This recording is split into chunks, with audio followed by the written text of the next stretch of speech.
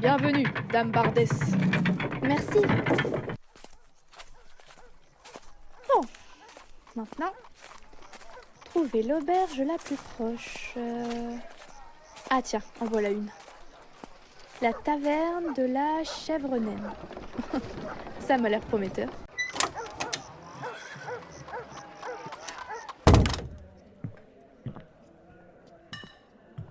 Bonsoir, chante dame. Qu'est-ce que je vous sers? Bonsoir, tavernier. Un lait de chèvre, vite. Ce soir, je chante mes périples venus des terres de l'imaginaire.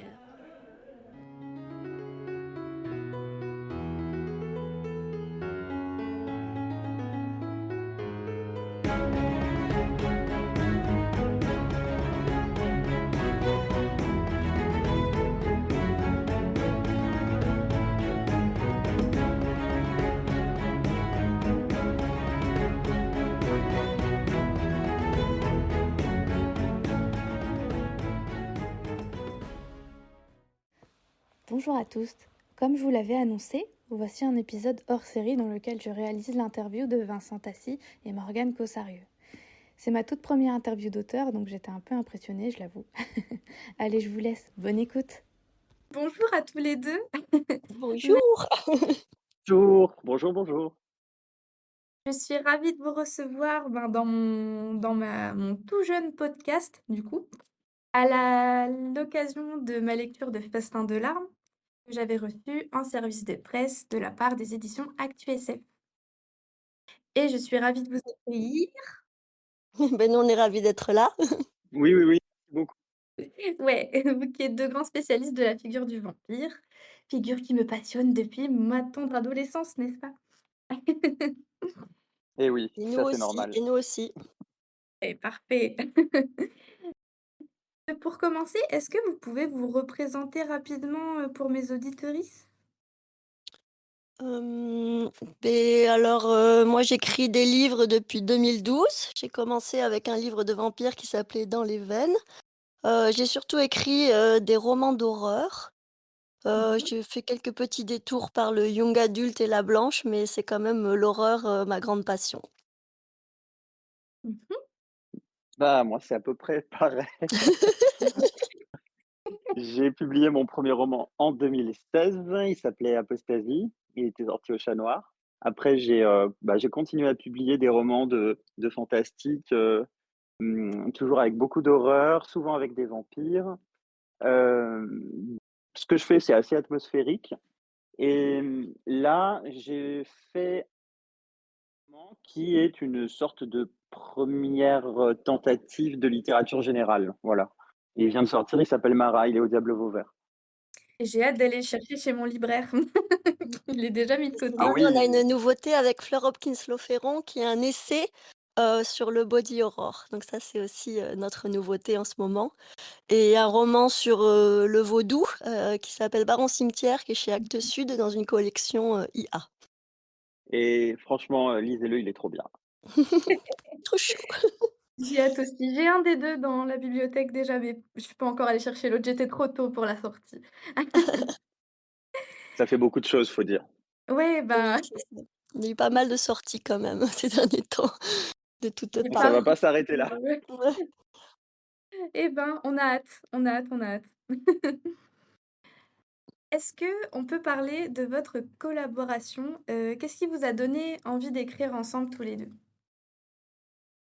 Je pense que c'est une envie qu'on avait depuis un moment parce que, donc avec Morgane, on s'est connus, bah, en 2012 ou 2013, quelque chose comme ça Ouais. et puis, on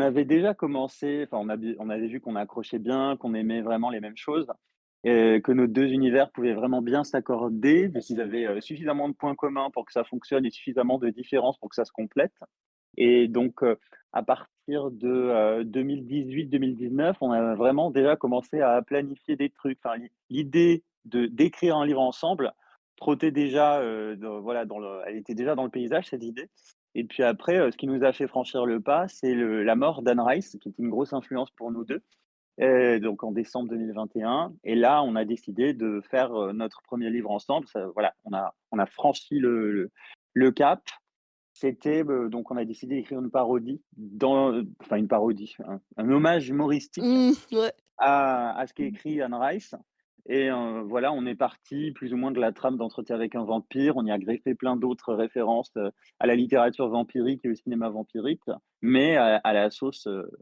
humoristique et c'est devenu Entrevue choc avec un vampire qui a été notre première collaboration à 4 mains et puis après, bah, ça a continué puisqu'on a fait Festin de larmes et encore d'autres choses qui arrivent bientôt. OK. Mais c'est vrai qu'en fait, Festin de larmes, c'est presque notre premier projet qu'on aurait voulu faire ensemble. Mais c'est sûr on n'arrivait pas encore à s'accorder sur une histoire, elle s'était pas imposée, je pensais p et c'est la mort d'Anne qui a vraiment fait passer le projet humoristique, avant Festin, parce qu'on avait déjà pas mal d'arcs narratifs de Festin, qu'on prévoyait déjà d'utiliser, mais on n'arrivait pas encore à trouver le liant. Donc presque Oui, oui, oui. Festin, c'est presque notre premier projet ensemble. Ouais, même s'il a été écrit en deuxième, c'est le vrai tel qu'on l'imaginait, je pense, Mmh. quand on a émis l'idée d'écrire ensemble, quoi. Oui, parce que, c'est vrai qu'en fait, c'est un peu le projet, je pense, où les gens nous attendaient. Enfin, je pense que c'est la parfaite fusion de nos 2 plumes. Et c'est Clairement, ouais. vrai que quand on a sorti, Entrevue choc avec un vampire, les gens étaient un petit peu déboussolés parce que, bon, on a quand même, beaucoup d'humour noir, dans nos romans respectifs, mais c'est vrai qu'on n'est pas du tout connus pour faire de l'humour. Donc c'est vrai que les gens ils étaient là: «Mais qu'est-ce que c'est que cet ovni qu'ils nous ont fait, avec Entrevue choc avec un vampire?» Vous Oui, me au le final, ferez ils bien. ont quand même adhéré, mais Oui, oui. Pour, préparer mon interview, j'avais relu, les articles du Bifrost 112 sur Anne Rice Ah oui. et je suis retombée du coup sur, le maître de musique. J'ai tout de Ah suite oui. fait le lien. Est-ce qu'il y avait une inspiration qui venait de là, d'une manière ou d'une autre pour, Festin de larmes? Hem Alors le maître de musique, bah, c'était une petite nouvelle vraiment directement inspirée d'Anne Rice, de cet univers-là. Mais c'est vrai que oui, maintenant que tu le dis, c'est vrai qu'il y a pas mal de ressemblances avec Festin de larmes. En fait, le maître de musique, c'est inspiré d'Anne Rice, et d'une nouvelle, du comte Steinbock, dont le nom m'échappe. Vincent, tu te rappelles le titre de la et nouvelle? c'est l'histoire vraie d'un vampire. Voilà, une histoire vraie d'un vampire, où en fait on va rencontrer une sorte de proto-Lestat, un vampire, blond, qui est blond et blanc, qui va comme souvent sont les vampires et qui va en fait s'infiltrer dans une famille, un petit peu une sorte de pendant masculin, à Carmilla et qui va, je crois pas qu'il est prof de musique, mais en fait il va s'intéresser à un petit garçon qui s'appelle d'Avril. Et je crois que le petit garçon est pianiste aussi, et Oui. qui du coup, bah, va étendre son emprise, sur le petit garçon. Donc c'était vraiment, cette nouvelle, c'était vraiment un hommage, un peu écrit à la old school aussi, un peu un hommage à cette nouvelle-là et à l'ambiance, Anne Rice en général qui je pense, Anne Rice a dû lire, Steinbock. Mmh. Ah oui, ça c'est certain parce que c'est un vrai classique. Il y a beaucoup plus, d'ailleurs dans les pays, anglophones que chez nous, puisque chez nous, la nouvelle est pas très connue, mais elle est sortie quand même en 1894, donc même avant Dracula. Et je pense qu'on peut considérer ça comme un des textes, de vampires, qui contiennent déjà en eux les Mmh. principes les plus forts de ce que deviendra le vampire par la suite dans la littérature. Et en parlant de musique, je vois que ça occupe une place importante dans vos univers respectifs. Est-ce que c'est quelque chose qui nourrit vraiment votre écriture ou pas? Je vais laisser Vincent répondre, là, c'est quand même son truc la musique. Bah, moi oui, bien sûr, hein, je pense que, il y a une sorte de, il y a une forme d'inséparabilité entre les deux exercices, même si évidemment chacun est très spécifique. Il n'empêche que, je pense que je suis porté par, ma façon de concevoir la musique quand j'écris puisque, voilà, j'ai une écriture qui travaille beaucoup sur les rythmes, les changements de rythme, les sonorités, un style qu'on pourrait qualifier de lyrique, heu, voilà donc voilà, que tout le monde n'aime pas, mais en tout cas, clairement, Mais heu si, tout le monde l'aime. J'adore. mais en tout cas, clairement, la musique joue un rôle, absolument, capital dans ma manière d'écrire. Parce que je fais de la musique, je suis musicien et je pense que ça a clairement, une énorme importance, sur ma pratique de l'écriture. Et à savoir que donc, Vincent est pianiste et on avait fait un petit trailer, bah, au tout début pour lancer Festin de larmes, il avait fait la musique, du trailer et c'est vrai que quand j'avais écouté, j'étais: «Ah mais c'est tellement l'ambiance du roman» Et c'est vrai que, bah, c'est plutôt Vincent qui s'est chargé de l'écriture de toutes les scènes où Aubrey joue au piano. Enfin, je lui avais vraiment dit: «Mais je pense vraiment que tu es plus à même que moi là de produire quelque chose de bien». Donc, bah, on a vraiment essayé, ouais, de canaliser ton énergie de musicien là-dedans. Et alors moi, je suis pas du tout musicienne, mais par contre, c'est vrai que j'ai un rapport à la musique, aussi assez fort. J'ai quand même déménagé à Berlin, la ville où je vis toujours, bah, pour la musique. Enfin, j'ai beaucoup de passion. J'ai le cinéma, l'écriture, enfin les cinémas et les bouquins, mais j'avais un petit peu sacrifié ma passion pour le cinéma, à Paris, bah, pour aller, vivre à fond la passion de la musique à Berlin et notamment de la musique techno. Ah, c'est super. Moi aussi, j'adore la musique, donc ça m'a vraiment, parlé quand j'ai lu le bouquin, c'est pour ça que je disais à Vincent, j'avais mis une super playlist, derrière, ambiance, ça m'a vraiment mis dans et vous avez jamais pensé à faire, justement des genres de playlists pour accompagner, les livres?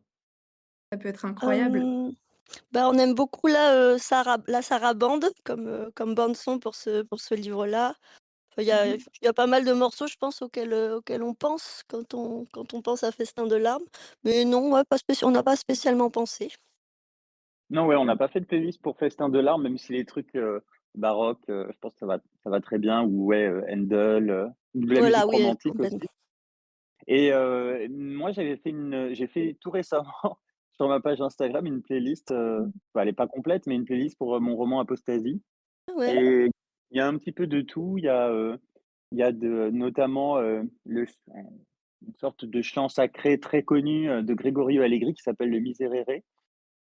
Et puis à part ça, bah, il y a de l'électro, des musiques, des Heavenly Voices qu'on appelle les musiques, gothiques néoclassiques très très ambiantes, et voilà, éthérées. Et puis aussi, du rock gothique, des choses comme ça. Je j'ai hâte de pouvoir l'écouter parce que j'ai pas encore lu Apostasie, j'avoue, j'ai fait une grosse liste des livres que je devais lire de vous 2 parce que là, ça m'a introduit dans l'univers et j'ai vraiment adoré donc j'ai hâte de pouvoir, Bah, il y a découvrir. Apostasie qui ressort bientôt chez Mnemos là. Ouais, le Oui. 3 juin, il sera en avant-première aux Imaginales. Et j'ai je c'est pas cool en soi, parce que moi j'aime bien la vieille édition des du Chat Noir et elles sont pas faciles à trouver, mais si en plus Elle il Ah est faudrait non, belle, ouais. acheter là, une super Elle est édition introuvable, derrière. je pense, hein. non, c'est devenu des raretés, hein. Il y a tout qui est épuisé depuis longtemps, donc j'ai même vu une page, Amazon où il était vendu à 2 000 €, je crois, enfin n'importe Ah quoi. ouais, putain, ouais. Ah, je suis jalouse, moi, mon plus cher, je crois que c'était 350 €. Ah, c'est déjà beaucoup. Ouais, j'étais déjà fière, tu vois? Ouais. Je suis jalouse de toi, Vincent. Bon, bah, pour une fois. Il est bête. Mais faut pas croire, hein, Apostasie, c'est vraiment un parce que j'avais vu sur, sur Instagram que il y avait eu des critiques et cetera du livre, mais moi je pense que dans le cercle, en tout cas, dans lequel je suis, c'est vraiment un ouvrage qui est, mis, tout en haut de la pile, quoi. Oh cool. Bon après Oui, oui, oui, c'est moi assez j'ai, culte, hein. C'est un ouvrage assez ouais, culte. ouais, je comprends les gens qui aiment pas, surtout la première version, mais bon, je suis content quand même que oui, globalement, il ait plu et marché, quoi. Tout à l'heure, vous disiez que c'était Vincent qui avait écrit, la partie, piano. Ça me permet de rebondir. Concrètement, comment ça se passe un roman à 4 mains? Comment vous répartissez l'écriture, en fait? Alors le 1er, la première idée, bah, c'était que chacun on va pas forcément chacun écrit un chapitre, mais chacun écrit un bout de chapitre et l'envoie à l'autre et l'autre continue. Donc ça, c'est bien pour, avancer, pour s'inspirer mutuellement et pour que, tout soit bien réparti en termes, d'idées amenées. Après là, quand tu fais ça, il y a toujours un gros problème de style qui va se révéler parce que, bah, Vincent et moi, on a quand même des styles, très, très différents, naturellement. Donc, bah, en fait, ça s'est fait, c'est on a chacun vraiment beaucoup d'admiration pour le style de l'autre. On a énormément confiance, bah, dans l'avis de l'autre. Donc en fait, on s'est donné une sorte de passe-droit sur, réécrire que chacun, en fait, réécrit complètement le passage de l'autre, pour donner une sorte, d'unité. Donc, bah, on avait le droit de réécrire des phrases, de couper des phrases, des choses comme ça. Donc je pense que c'est comme ça qu'on a réussi à donner ce ton, complètement, homogène. Oui, c'est ça, techniquement, ça se passe comme ça et je rajouterais aussi que, on travaille avec donc, le suivi de modifications sur le logiciel de traitement de texte et on adore quand justement un paragraphe, par exemple, se retrouve, complètement charcuté. Enfin, c'est le signe C'est qu'on est vrai, en train de bien travailler, quoi. c'est vrai, c'est vrai, on adore bidouiller. Est-ce qu'il y a un passage, que vous avez préféré écrire ou un moment que vous aimez particulièrement dans Festin de larmes?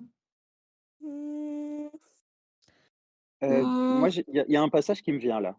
vas-y. C'est, c'est un passage où, que j'avais fait au départ, très, voire trop atmosphérique. Tu es repassé dessus pour Ouais, le couper, le rythmer et cetera. C'est plutôt vers la fin, ouais. Ah oui, je vois ouais, lequel tu veux dire. c'est un face à face, Tristan Aubray Mmh. et je me rappelle qu'on s'était dit: «Waouh, ça c'est vraiment Oui, la pure collab, quoi». oui, oui, oui, ça c'est un peu l'essence du roman gothique et l'essence de ce roman-là. Enfin, c'est à la fois très beau, très éthéré, complètement camp et kitsch, mais exactement ce qu'il faut, quoi. Celui-là, on en était hyper, hyper contents, ouais. Mmh. Mmh. Moi, sinon, j'avoue que j'aime un tout je crois que je suis un petit peu moins fan du début. Le début est quand même vraiment très classique roman de vampire, enfin, c'était vraiment roman de vampire, roman gothique, c'était vraiment c'est ce qu'on voulait faire.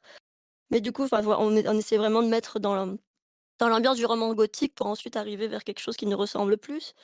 Et moi, je pense quand Dorothée arrive dans l'équation, qu'en fait, il y a une dynamique à 3 qui se crée, qui est vraiment intéressante et qui rajoute beaucoup de tension à l'histoire. Et moi, du coup, je pense que c'est mon j'ai pas forcément de moment préféré avec elle parce qu'en plus, il y en a des vraiment un petit peu durs à lire. Mais ouais, je pense qu'en fait, la dynamique entre les 3 c'est pour moi, c'est certainement ce qui marche le mieux dans le roman. Mmh. Oui, c'est ce qui lui donne le côté vraiment décadent et très pervers. C'est aussi un arc narratif très fort, tout ce qui tourne autour de Dorothée. Et c'est assez dur à lire, hein. Je m'attendais pas à Bah quelque oui. chose de enfin, «aussi trash» entre guillemets, on peut le dire, parce que faut j'ai prévenu quand même dans mon avis qu'il y avait des choses, voilà, il y avait des fluides et cetera. Faut le dire. Oui, ah Et oui. c'est toujours écrit avec délicatesse, hein. Oui, c'était très poétique, c'était sale mais poétique. Et j'aime beaucoup parce que je suis tombée sur, pas mal de romans d'horreur, fut un temps auxquels je pouvais pas en fait, j'ai pas réussi. Ouais. Pourtant, Dieu sait que je regarde American Horror Story, tout ce genre de Mmh séries-là, mh. des choses, bien physiques, à voir visuellement, mais en lecture, je trouve que c'est plus difficile de Ah lire ouais. du détaillé comme ça. Ouais, parce que je pense que l'imagination fait pire que ce qu'on pourrait montrer à la télé, Ah ouais, techniquement. bah, ouais, super intéressant ce que tu dis, parce que moi j'avais l'effet inverse, mais je pense que c'est pas Ah faux ouais? du tout. Parce que c'est vrai que moi des fois je trouve pas que mes romans, tu vois, sont du tout, au niveau de Serbian Film ou Martyr ou des choses comme ça. Je trouve vraiment pour moi, c'est vraiment un petit peu le niveau au-dessous. Mmh mh. Mais des fois j'ai des gens qui ont des réactions assez semblables qu'ils pourraient avoir à des films comme Serbian Film ou Martyr, qui sont quand même des choses, et qui même moi j'ai vraiment beaucoup, beaucoup de mal à les voir, quoi. Donc il doit y avoir un petit peu de vrai, ouais. Mmh. Il y a certaines thématiques qu'on peut pas adapter à l'écran ou qui sont dans certains bouquins, Oui, auto-édités ou ce genre de choses qui devraient pas, être non, écrites. oui, Voilà on est et donc d'accord. je suis tombée sur des choses, bon voilà, ça se passait avec des enfants, c'était pas voilà. Donc ça m'avait un petit peu, dégoûtée du genre et ça OK. faisait, on va dire, 6 ans que j'avais pas lu vraiment d'horreur. Donc D'accord, merci OK. à vous de m'avoir relancée enfin, avec votre livre qui était vraiment très, très bien et c'est l'horreur que j'aime bien, en fait, finalement. OK. Bah, c'est super parce que c'est vrai qu'avec Vincent, nous, on essaye de vraiment beaucoup militer pour, bah, redonner ses lettres de noblesse à l'horreur et parler de l'horreur et faire découvrir l'horreur et donc bah, c'est cool, quoi. C'est cool que ce livre-là y arrive et on a l'impression que c'est le cas et pas juste sur toi, quoi. Mmh. C'est très, très Et c'est bien. bien parce que il y a toute une dynamique autour de l'horreur en ce moment, parce que quand on regarde ce qui s'est passé aux Oscars, l'Oscar du Oui, meilleur second rôle pour l'actrice oui. qui joue, la tante Tante, Gladys? dans Evanoui, ouais, tante Gladys dans, Weapons, et puis, aussi l'Oscar du 1er rôle, pour Michael B. Jordan dans Sinners, donc, Mmh mh. ouais, Mmh. il y a vraiment quelque chose qui est en train de se passer, et puis nous, à notre modeste échelle en littérature francophone, ben, on contribue aussi, enfin, en tout cas, on fait partie de On on essaye. s'inscrit dans cette espèce de mouvement où l'horreur peut-être, va petit à petit, redevenir, ou voire devenir tout simplement un genre, un peu estimé quoi et dont on reconnaît la qualité. Et c'est vraiment une dynamique qui est venue toute seule, hein, parce que perso, j'ai commencé, à revenir en fait dans le monde de l'horreur, même si j'ai toujours été fan du vampire et cetera, hein. Mais, en lisant pardon, le bouquin de Taous Merakchi, Oui, Monstrueuse. Et Oui, de fil en aiguille, en fait, j'en suis venue à lire Festin de larmes, mais complètement, à part, en fait. Et puis, il y a eu le livre, avec Fleur Hopkins. Et puis, je me rends compte qu'en fait, tout est lié et qu'il y a oui. vraiment une dynamique. C'est super Bah, intéressant. je pense que Taous, en France, au niveau littérature, bah, vraiment, elle fait beaucoup. Elle fait beaucoup. Monstrueux, je pense que vraiment, ça a été enfin, beaucoup de gens l'ont lu et ça je pense que tu es vraiment pas la seule à que ça a remis un pied dans l'horreur et et la façon qu'elle a, bah, de toujours, ramener l'horreur à ses propres expériences, bah, je pense que les gens aussi, Mmh. bah, du coup, peuvent s'identifier à ça et se disent: «Bah, peut-être moi aussi, en fait, j'ai quelque chose à voir avec l'horreur et j'ai peut-être des expériences». Parce qu'en plus, elle fait beaucoup de références à des films que beaucoup de gens ont déjà vus Mmh. et qui des fois même, bah, par exemple, tu vois, les aliens ou des choses comme ça où les gens se disent pas forcément: «C'est de l'horreur», tu vois? C'est plutôt de la science-fiction. Donc je pense qu'il y a Mmh. quand même une prise de conscience, maintenant, bah, des gens qui se disent: «Ah, bah, en fait, j'aime le body horror, j'aime l'horreur, c'est juste que je l'avais pas forcément identifié». Parce que c'est vrai que, avant le grand renouveau de l'horreur, là, il y a 5 ans, les films d'horreur étaient plutôt parfois même catégorisés comme autre chose que de l'horreur et tous les grands Mmh. succès, on faisait vraiment bien attention de dire que c'était pas de l'horreur ou que c'était de l'Heavy d'horreur. Enfin, il y avait vraiment presque une envie d'invisibiliser l'horreur et les gens, bah, du coup, étaient même pas au courant qu'ils en aimaient et que c'en était, quoi. oui, parce que il y a le côté repoussoir du mot aussi. Les gens, on leur dit horreur, ils pensent Cannibal Holocaust et puis c'est tout. Alors qu'en réalité, c'est tellement l'éventail est beaucoup plus large, quoi. Ouais, c'est vrai. Puis en tant que lecteur, on se rend compte qu'on n'est pas tout seul, en fait, qu'il y a une communauté, que moi, à 14 ans, je regardais True Blood Ah beh, et j'étais nous seule aussi. dans mon monde.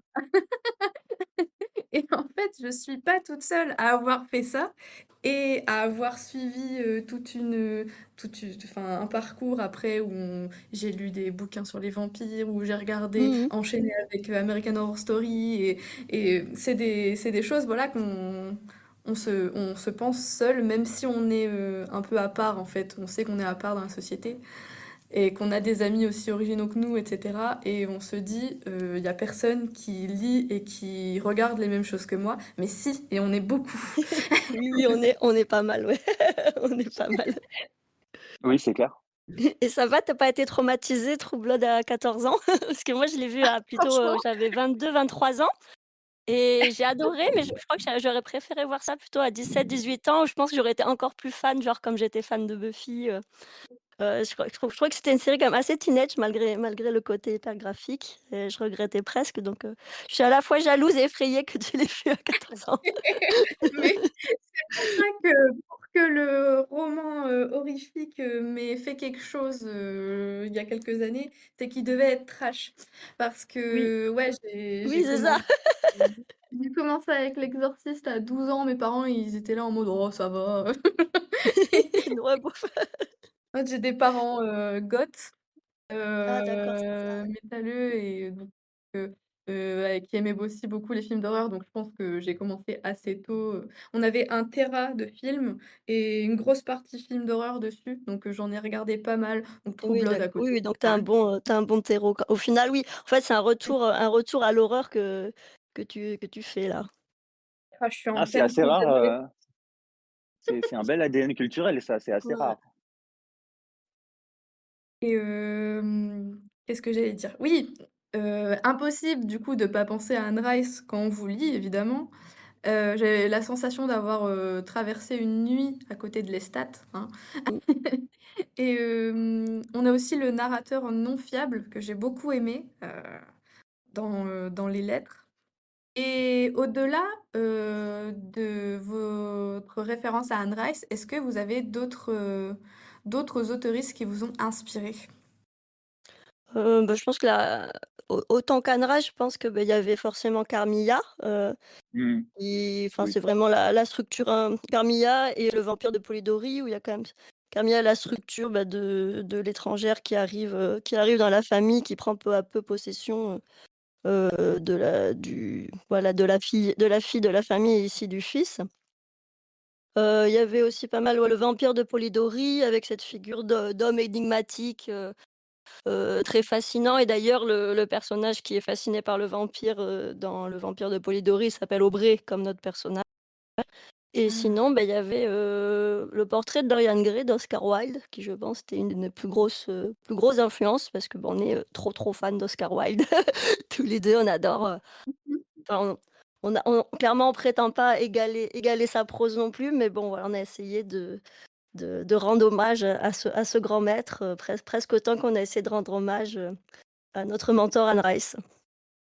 Ouais, là, je pense que c'est nos références essentielles que tu viens de synthétiser. OK. Je vais vous parler d'Aubrey et Tristan. Je ne sais pas si vous avez déjà écouté ma chronique ou si vous n'avez pas eu l'occasion, mais je parlais de la figure du double qui m'a semblé très présente dans le Oui. roman. Est-ce que c'est une thématique importante pour vous, à l'écriture? Ah oui, oui, oui, bah, la thématique du double en plus, bon, elle est partout, dans tous les types de littérature, mais tout particulièrement dans la littérature gothique et ce depuis le tout début. Donc, ici évidemment, elle trouve une incarnation logique, qui est un petit peu poussée, à l'extrême, par exemple avec, la symbolique des statues, le rôle que peuvent jouer les miroirs aussi. Heu, donc effectivement, ouais, c'est une thématique en fait qui est assez, intéressante à exploiter parce qu'elle crée forcément de la tension narrative et des choses graphiques et là, en l'occurrence, comme on a, un personnage qui, en rencontrant, une sorte de figure, qu'il admire et sous l'emprise de qui il tombe, il va, découvrir un autre lui-même. Il va petit à petit prendre toute la place. C'est là qu'on retrouve d'ailleurs, un petit peu Dorian Gray Oui, et donc complètement. donc ouais, c'est évidemment une des thématiques les plus importantes, une des grandes thématiques, en quelque sorte, qui relèvent du mythe et avec lesquelles on joue dans Festin de larmes. Mmh. Oui, de toute façon, le double, en fait, il est présent dans la littérature gothique, donc dans des textes, il parle vraiment que de ça, dans un d'Edgar Edgar Allan Poe, je sais plus comment il s'appelle ce texte-là, mais sinon il y a le double de Dostoïevski. Puis il y a évidemment le mythe folklorique du doppelganger, donc quand tu vois ton double, en fait, c'est un présage de mort. Donc ça, c'est quelque chose qui est vraiment intéressant, à étudier parce que ça a été vachement repris dans la littérature gothique, donc il y a évidemment Dorian Gray. Mais quand tu regardes dans Carmilla, il y a aussi beaucoup la figure du double. À tous les Souvent en niveaux. fait, Carmilla et Laura sont souvent un petit peu mis en parallèle toutes les 2. Hem, Même dans Frankenstein par exemple, souvent, Frankenstein et sa créature sont aussi mis en parallèle. Donc c'est vraiment quelque chose qui est intrinsèque, au genre gothique et vu que, le but avoué de ce roman-là, c'était et de mêler nos 2 voix et de faire un hommage, à la littérature gothique, victorienne, tout en mettant un petit twist dessus, on pouvait pas ne pas traiter, je pense, la figure du double qui vraiment elle baigne toute cette littérature-là, quoi. Et ce qui est très intéressant, c'est que dans cette littérature-là, type, bon, Edgar Poe, il y a aussi, bon, Stevenson, pour ce qui est un petit peu Oui, plus Docteur Jekyll et tardif. Mister Hyde, bien sûr, oui, pardon, oui. Mmh. Voilà, dans toute cette littérature-là, il y a toujours non seulement la thématique du double dans l'intrigue, mais qui, aussi se manifeste par la structure narrative. C'est-à-dire, le plus souvent, un procédé de mise en abîme, qui fait que, on va pouvoir créer de la non-fiabilité du narrateur, entre autres, mais aussi un effet de feuilleté de récits qui viennent brouiller les voix. C'est le cas dans Carmilla, qui a une sorte de dispositif narratif d'une complexité dont on ne se rend pas forcément compte, mais qui est absolument énorme. Et évidemment Dracula, qui est constitué d'une sorte de patchwork, de, heu, de différents types de documents, donc des entrées de journaux, des lettres, des coupures de presse, et cetera. Et tout ça, en fait, évidemment que ça reflète dans la structure narrative du texte, la thématique du double et du reflet, puisqu'on a une sorte de spirale infinie où les choses se font écho, parfois des échos inversés et nous, on a complètement repris ça, puisque, non seulement la structure elle est, épistolaire, mais en plus à l'intérieur de nos lettres, il y a aussi encore parfois des billets, des plis, des récits intégrés et cetera. Donc, on reprend complètement toute cette, complexité du dispositif énonciatif pour, encore une fois, créer cette espèce de vertige qui est très typique de la littérature gothique depuis ses origines. Vous y avez mis du cœur, ça s'entend. J'ai vraiment Du cœur de gros j'ai nerd. On est des gros j'étais nerds. baignée, genre, j'écoutais, avec attention et j'étais en mode: «Ah mince, il faut que je me reprenne, il faut que je réponde». Mais c'est vraiment passionnant. Enfin, perso, je suis en études de lettres, enfin, j'ai terminé mes cours, mais je suis en train d'écrire mon mémoire et c'est vraiment des sujets qui m'intéressent beaucoup, donc je suis ravie de pouvoir le partager, sur mon podcast. Mais trop bien. Hem, Est-ce que, pour vous, la figure du vampire, elle fascine encore aujourd'hui? Et qu'est-ce que ça dit, de notre époque? Bah, je pense que la figure du vampire, là, elle a été vraiment remis, sur le devant de la scène, par 2 films, par, Nosferatu de Eggers et par, Sinners de Ryan Coogler.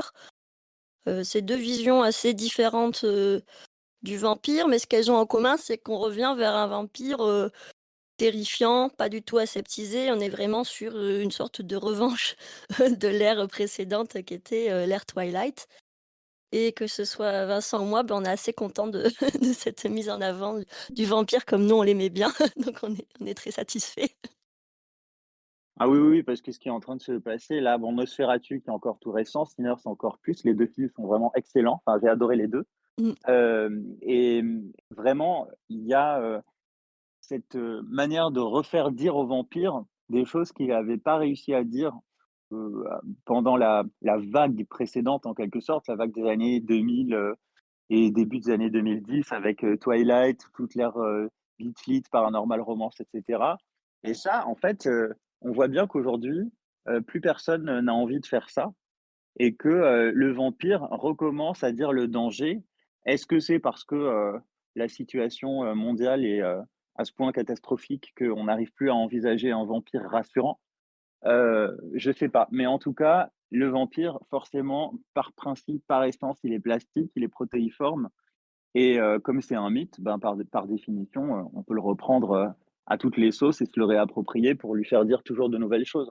Et comme dans la nature même du mythe du vampire, il y a ce mélange entre, attraction et répulsion, bah, ça parle forcément, à toute la profondeur de notre psyché, depuis la nuit des temps. Donc impossible que le vampire, s'endorme, définitivement.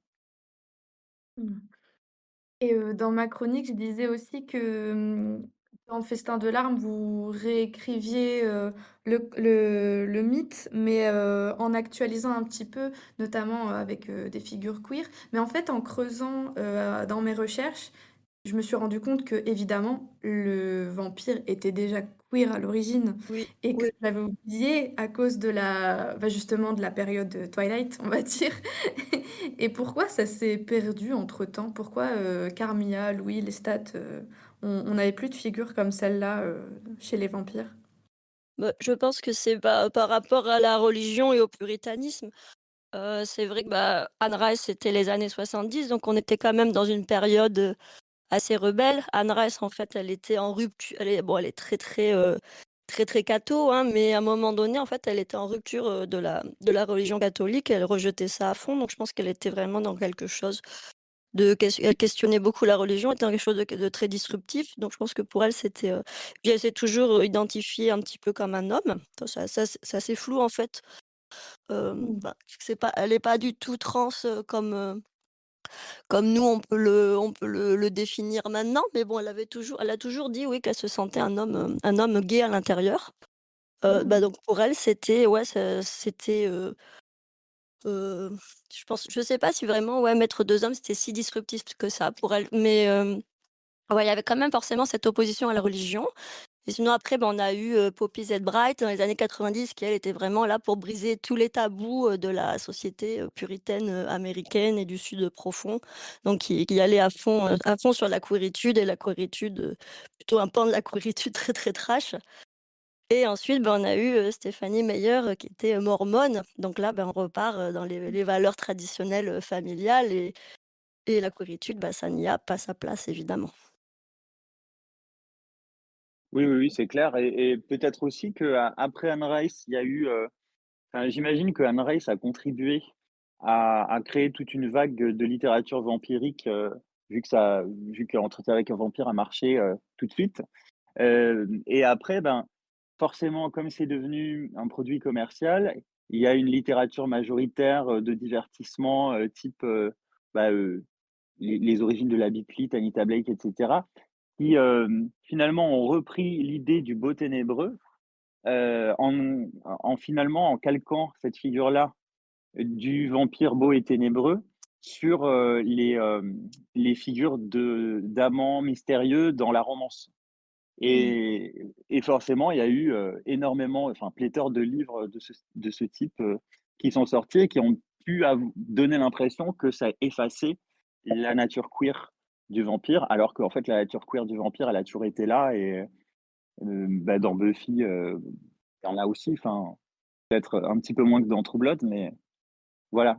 Je pense que c'est ça qui s'est passé, mais du vampire queer, enfin, moi, le vampire m'intéresse parce qu'il est queer, en fait, hein, surtout. Oui et puis dès ses premières itérations, que ce soit, même je crois que ça a même pas commencé, je sais plus, mais il y a un texte même avant la littérature gothique victorienne, je crois que c'est Christabel ou je sais plus lequel, mais il y en a un même Oui, oui, même oui, avant, ouais. la fin du 19e siècle, qui était très queer. Je crois que c'était une poésie, je sais plus lequel c'est, Alors corrige-moi oui. si je dis des bêtises, Oui, il y a mais le vampire de John Stagg, où on ah ouais, c'est comprend, peut-être ouais, il y a un sous-texte, il y a un sous-texte homoérotique.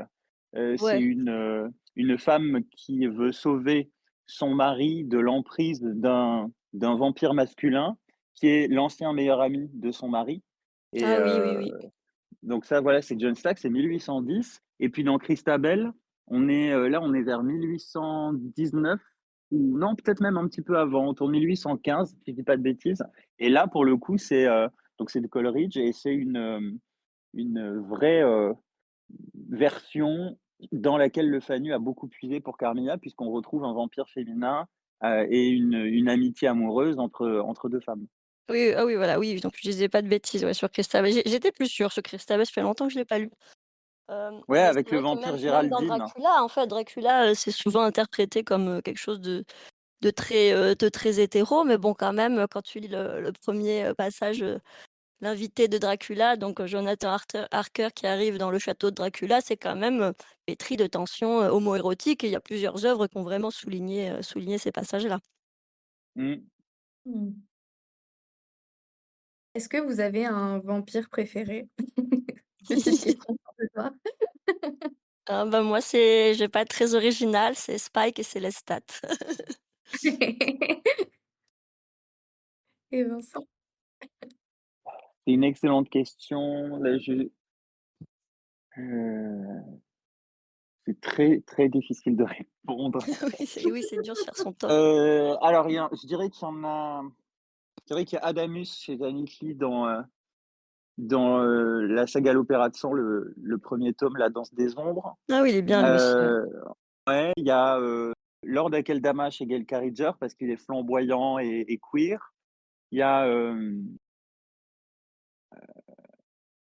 j'adore Lord Zilla aussi dans Âme perdue parce qu'Âme Ah perdue, oui. ça a été vraiment une énorme, révélation et puis Armand chez Anne Rice, voilà. Oh non, pas Armand. Pour l'instant, je le déteste, mais Ah, je ça l'adore c'est aussi. à la cérémonie. Quel sale petit gremlins. Juste Moi envie de j'adore. de l'étriper, vivement la saison 3, voilà, je l'ai Ah oui. dit. Je doute qu'il ait une rédemption dans la saison 3. Ça arrivera un peu plus tard, je Je pense. pense pas. Vu les bandes annonces incroyables, je ne pense pas. Non. Alors perso, je On vais verra pas être bien. je vais pas être originale non plus. Évidemment, il y a les stats, mais il y a aussi, pour la moi de 14 ans, Eric Northman, Ah oui, oui, Oui. oui. Ah ouais, c'est dur de choi non, le cœur balance, il y a beaucoup de moi Ah, il y j'avoue en que a j'ai énormément aimé, contre toute attente, no le nouveau Nosferatu de Eggers. J'avoue que Nosferatu, moi, j'ai toujours beaucoup aimé, hein, évidemment, en tant que grande fan de vampires, mais c'est peut-être pas forcément le vampire qui me parlait le plus, parce qu'il était vraiment complètement monstrueux et j'avais du mal à m'identifier ou me rattacher ou être complètement fascinée ou attirée.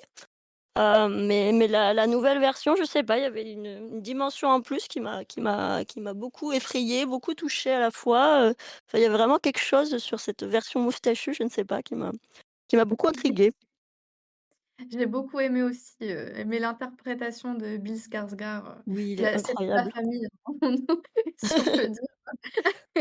La famille Skarsgård, elle nous gâte au niveau vampire, hein, on est d'accord. Tellement. Tout à clairement. l'heure, on en parlait. Donc, dans votre roman, il y a une tension permanente entre désir et destruction, dont on en parlait tout à l'heure, et liberté individuelle. Ça touche autant à la figure du vampire qu'à celle du monstre, et plus largement à la marginalité, en fait. Et on retrouve, cette évolution dans les réécritures, des mythes aujourd'hui, et aussi dans les adaptations ciné comme, bah, justement dans Nosferatu, dans, Bride aussi qui est sorti, la semaine dernière, je crois.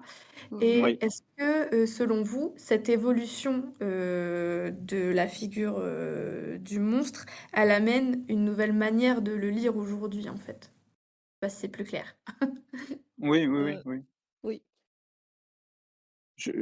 Ouais, oui, évidemment, parce que en fait, c'est aussi une période, on est dans une période de clivage et de tension puisqu'avec la montée de l'extrême droite, il y a, une sorte de volonté revendiquée de la part, de la droite de revenir à des valeurs traditionnelles, de vouloir invisibiliser la parole LGBT, par exemple, ou les minorités, quelles qu'elles soient, sous prétexte qu'on les verrait trop.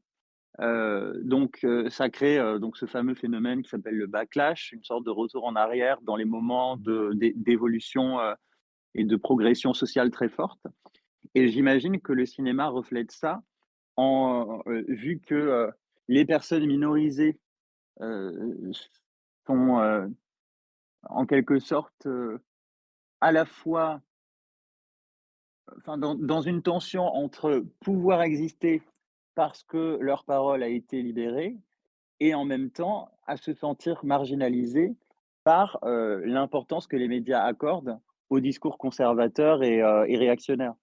Donc j'imagine que d'une certaine manière, c'est ça qui fait que dans le cinéma, en littérature, la figure du monstre, heu, est en pleine recrudescence et surtout n'a jamais été aussi, ambiguë et ambivalente. Oui, alors, au final, j'ai pas l'impression que ce soit le vampire qui soit le plus utilisé, dans cette, fonction, complètement émancipatrice, et des minorités et des personnes marginalisées, et des femmes. On aurait peut-être plus, une femme plutôt la femme ogresse, qui est quand même assez proche de la femme, vampire, ou, on va plutôt, donc, une femme ogresse qui va, jouir de manger, des hommes salauds qui ont fait chier tout le monde, ou on a beaucoup de textes en fait qui traitent ces sujets-là, et on a quelques textes de vampires, oui, qui en font partie, mais je pense notamment à, Bones and All, Mmh. ou Grave, ou des choses comme ça. Mais sinon, c'est vrai que je trouve que le genre du body horror, en règle générale, lui, va plus aller encore plus, vers ce côté, émancipateur, et être, un très bon outil pour, que les personnes qui n'ont pas eu la voix avant, bah, puissent s'exprimer et parler des violences qui sont faites, à leur corps, des violences systémiques, plus encore que la figure du vampire. Mais peut-être qu'on peut dire ça aussi quand même pour des films comme, Sinners ou Get Out, où, bah, le vampire est quand même blanc, dans Get Out pour le coup, pas forcément parce Mmh. que, bah, le vampire est blanc et fait du mal à la personne noire. Hem, mais dans Sinner, ouais, donc on a un vampire blanc, mais qui, hyper, insidieusement, non content de vouloir voler le corps des noirs, bah, en buvant leur sang, il veut aussi voler, leur culture. Donc c'était un moyen assez malin de parler, d'appropriation culturelle, à travers, la figure du vampire. J'avais pas vu, les personnages de Get Out comme, des vampires. C'est super intéressant du coup d'en discuter Bah, il et s'appelle faudra l'ordre de Caligula. Enfin, pas complètement Caligula, mais un ouais, truc qui c'est vrai. ressemble à Caligula. Et puis en fait, il y a plein de petits clins d'œil vampiriques. Ils sont quasiment installés sur une plantation. Il y a, quand tu sais, quand il est sur le fauteuil hypnotisé et Mmh. qui s'enfonce dans une sorte de noir comme ça, en fait, ça ressemble vachement à la scène de Under the Skin et il y a un côté très vampirique aussi dans Under the Skin. Ça utilise le personnage de Caleb, de l'acteur Caleb Landry Jones qui a beaucoup été associé à des choses, vampiriques. Donc en fait, il y a plein de petits clins d'œil qui font penser, bah, au maître vampire, de plantation, dans Get Out. Mais c'est vraiment saupoudré, hein. Et même le fait qu'ils soient hypnotisés, ça fait aussi Voilà, partie voilà, du mythe. voilà Ça me complètement. semble évident aujourd'hui. Oui et puis ils veulent voler le corps aussi, enfin ils veulent, Oui, oui, oui. Ah non, c'est super intéressant. Faudrait, plus, de discussions sur des films. Faut que je me mette au body horror aussi, vraiment. ah oui, oui, oui, c'est important ça. C'est la prochaine étape après ce podcast. Est-ce que vous avez envie de revenir à l'univers du vampire dans un prochain projet? Ah. Bah, je pense qu'on reviendra toujours aux vampires quoi qu'il arrive avec Vincent, mais pour l'instant tous les projets qu'on a prévus ensemble, il y a pas de vampires. Mmh. Ouais, tout à fait, mais on y reviendra certainement, que ce soit, directement ou plus symboliquement. Oui. Vous avez peut-être, un autre mythe ou une autre créature que vous allez, éventuellement revisiter un jour? Ah, bah, on voudrait, bah, on est plutôt sur des projets de BD, avec Delcourt là en ce moment Mmh. et avec Vincent, on voulait recréer un croque-mitaine, emblématique, quelque chose qui fasse vraiment très peur, un être qui fasse vraiment très peur donc la prochaine fois, on s'attaque, au croque-mitaine. On va essayer de créer un croque-mitaine, de toutes pièces, qui sera terrifiant. Voilà, c'est ça et cela dit, dans mon tout dernier livre Mara, moi je revisite la figure de la marâtre. Ah oui, oui. Voilà Mmh. et puis après il y aura certainement d'autres créatures, qui viendront, n'est-ce pas Morgane? Je sais que tu as des idées très intéressantes, en ce moment. Oui, le vagina dentata. Moi, mon prochain projet solo, ce serait sur le vagina dentata. Je pense qu'il y a pas mal de choses, hyper intéressantes à construire autour parce qu'en fait, c'est un sujet qui a été peu abordé, c'est un sujet qui gêne beaucoup, et quand tu regardes bien, il y a eu très, très, très peu de bons films dessus à part Tease, donc et très, très peu de livres à part peut-être, Queen of Tease d'Hailey Piper qui n'est même pas traduit. Donc je pense que ouais, il y a un c'est surtout des mythes et des films de série B très, très, très ratés, sur ce sujet-là. Ben, donc il y a tout qu'à faire encore. Alors le nom ne me dit rien. Est-ce que je peux avoir une explication Oui. sur, Oui, oui, oui. Oui, et d'ailleurs, oui, c'est à cha ouais, d'ailleurs, je pensais que c'était un peu plus connu que ça, le vagina dentata, mais c'était pas chaque fois que j'en parle, tout le monde est là: «Mais c'est quoi ce truc?» Et donc en fait, c'est, les mythes, de vagin denté. En fait, c'est souvent des mythes assez castrateurs, qui sont plutôt, pour faire peur aux hommes, Mmh. et donc souvent c'est des déesses avec des dents dans le vagin ou des choses comme ça quoi, pour Ah, l'origine des mythes. Ça se trouve dans plein de civilisations différentes en fait, c'est ça qui est assez marrant. Mmh. dans la série adaptée de, American Gods, voilà. Je Ah crois oui, qu'il y a il y en a un dans American Gods aussi. Oui, oui, oui, oui. après il y a un Exact, film exact. d'horreur, je crois. Oui, oui, mais on avait bah, du coup dans Body Horror, on a toute une Ah partie oui, sur le vagin dentata et on a été assez surpris avec Fleur de voir qu'en fait, il y avait pas grand-chose. incroyable. Alors que OK, alors que ça donc paraît quand ça même me un trope horrifique, vraiment incroyable et non, je pense qu'il y a une sorte de pudibonderie ou alors ça a un thème un peu trop masculin, enfin, je sais pas, mais je pense que c'est très intéressant justement de reprendre cette peur masculine, mais avec un point de vue, féminin dessus, quoi. eh ben, on a hâte de voir tous ces projets-là. Vraiment, c'était super intéressant. Du coup, j'avais réduit mes questions, mais j'ai bien fait parce qu'il est 50. Oui, Et bah, voilà, moi j'ai posé toutes mes questions. Je suis vraiment ravie de vous avoir eu, en mais nous aussi. échange. Oui, nous aussi, merci beaucoup. Et voilà, c'est la fin de cette interview et du tout premier épisode hors série. J'espère que vous avez pris des notes parce qu'il y avait pas mal de reco-lecture et visionnage. Moi, je remercie énormément les autoristes de m'avoir partagé leur univers aujourd'hui. Ils ont été adorables, impressionnants et vraiment très généreux. J'ai appris plein de choses en leur compagnie et je leur en suis très reconnaissante. C'était un vrai plaisir de me plonger dans les coulisses de leur écriture. Quant à moi, je vous retrouve bientôt pour un prochain projet. Et n'oubliez pas, l'imaginaire ne s'arrête jamais, alors je vous retrouve très vite pour de nouvelles histoires.